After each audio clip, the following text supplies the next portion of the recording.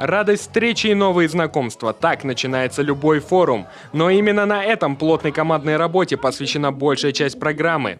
Впереди 6 насыщенных рабочих дней, где учащиеся и наставники на равных, а опытом может делиться каждый. Впрочем, все весьма условно. Мероприятия форума, они очень мобильны. То есть, если что-то не будет получаться, и организатор будет понимать, не идет, не то, тут же будет переформатировано, тут же будет перестроено. Здесь условия для этого есть. И тут же по итогам форума, уже в последние дни, как раз эта же молодежь будет понимать, в каком формате провести следующее мероприятие. От чего отказаться, а что-то наоборот добавить.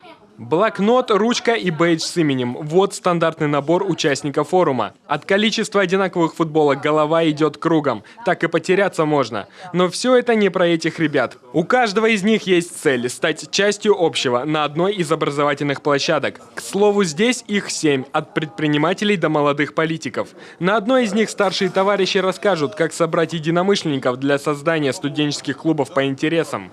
Мы будем строить реально из кубиков клуб. Но если по чесноку сказать, в последний день у нас участники будут строить студенческий клуб из кубиков, которыми играют дети, за выполнение каких-либо заданий. То есть они должны составить план работы, план мероприятий. Лучший отдых – смена деятельности. Чтобы учеба была продуктивнее, лекции и семинары постоянно чередуются образовательными играми. А еще с утра зарядка, вечером дискотека. И хоть такое расписание больше напоминает детский лагерь, работа, проведенная здесь, не останется без внимания.